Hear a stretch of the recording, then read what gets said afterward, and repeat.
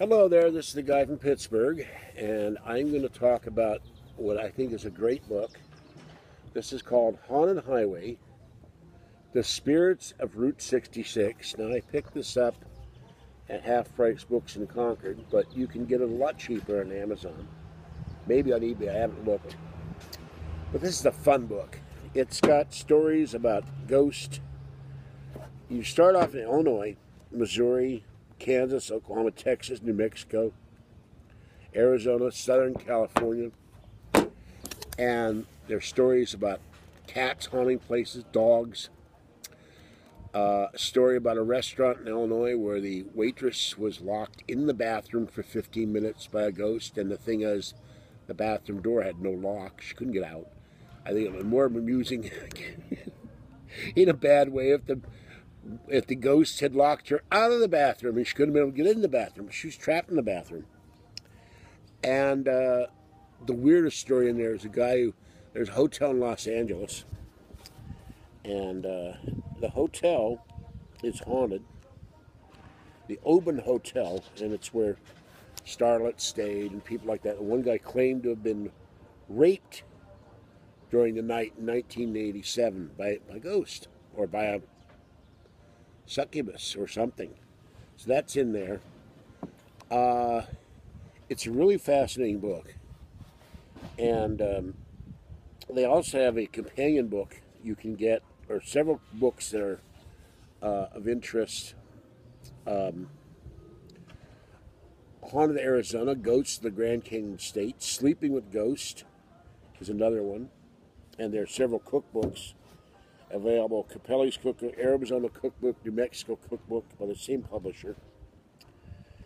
But this has lots of stories in it. And what the hell was that? Oh, somebody moving the table on me. That thing was wrong on my iPad. But if you want to read, and I'll show you in a minute, the kind of things here. There's even a ghost on the former London Bridge. There are ghosts walking on the bridge. And let me get a good picture here.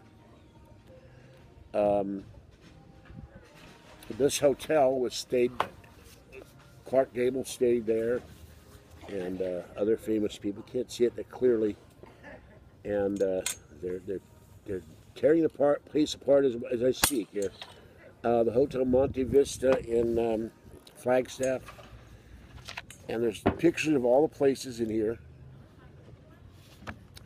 Here's a courthouse in Holbrook, Arizona, where a guy was hanged, haunts the place. It's not a courthouse anymore. So you get a chance. Go. This was $12.95, but half price it was like $6.99.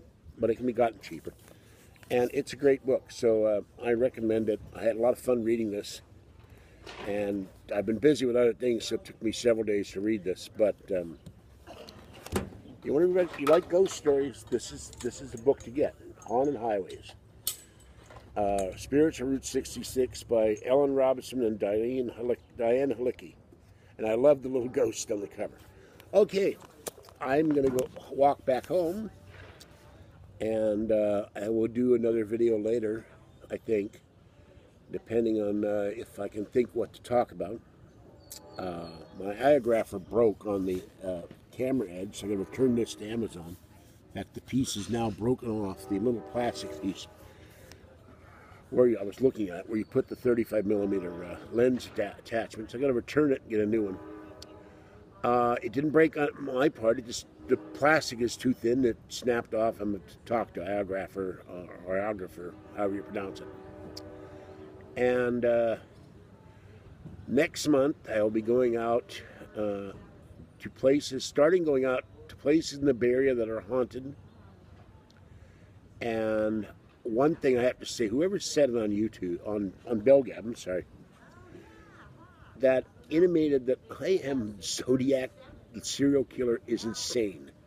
When Zodiac was doing his thing, when killing people at Lake Berryessa, and other places around the Bay Area. I was in high school in Las Vegas, Nevada.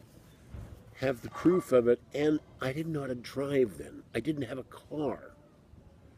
Zodiac killed his first victims by driving up there and killing a couple in Lover's Lane. His second victim tied them up and shot one. One died, one lived.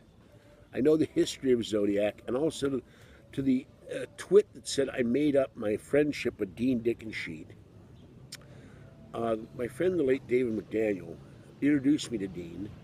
Dean was the model and his wife for Ward Ball and Irene Baldwin in the Man from U.N.C.L.E. book, The Dagger Affair, #4, by David McDaniel. And David was a friend of mine. He wrote Uncle books. He wrote 2 Prisoner books. He was a Los Angeles fan. May he and Dean and Shirley all rest in peace. I spent time at Dean's house on 7th Avenue in San Francisco. I could do a video of his former house. He like he had a problem with his knees, but his were from birth. And he walked the limp. And he was a big Man from U.N.C.L.E. fan, but he was also a mystery writer, a member of the Baker Street Irregulars, a mystery editor, as is his wife.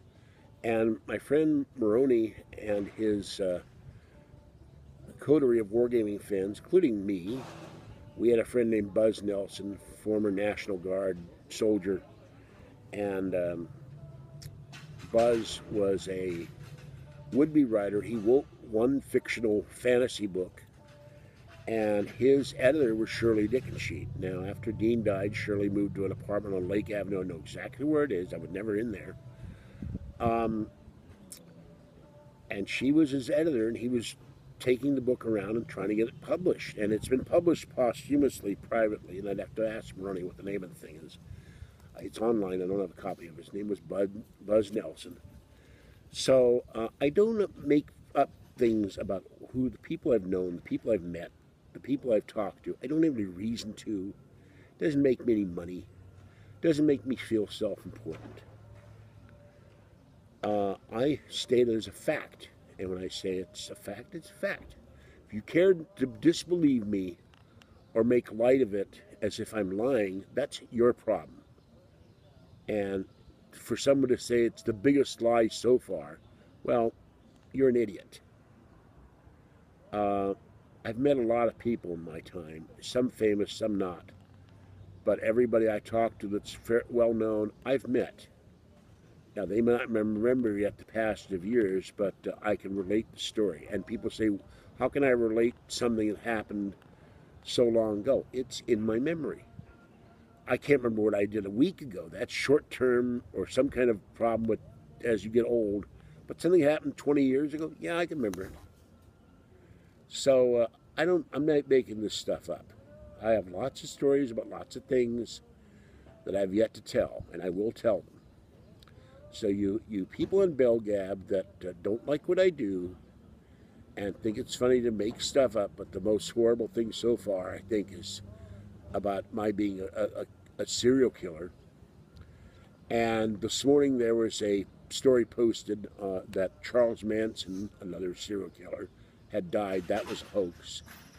And I looked it up right away and posted it on the place I was at the time, the gaming site. So there's a lot of untruths out there, but you don't hear from me. All right, that's all I want to say about that. But if you hear something from someone in Belgab and they make it out of a whole cloth, you won't hear whole cloth from me. You'll hear the truth.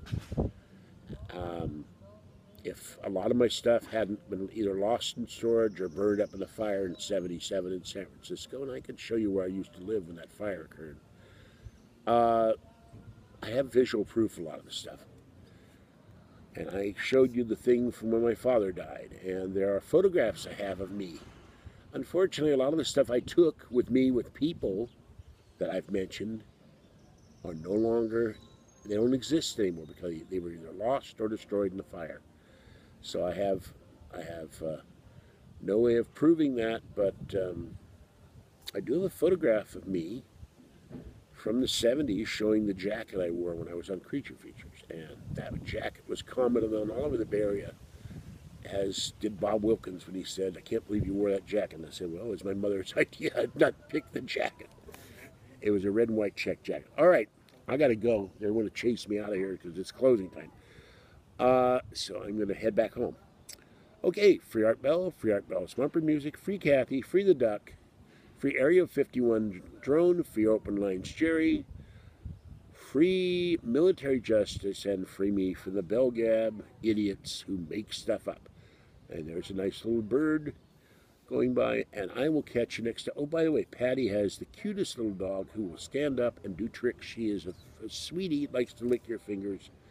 And I'm going to try to figure a way to take a video of her without having Patty in it. And the reason why Patty doesn't want to be in the video, her daughter might see it. I don't understand this.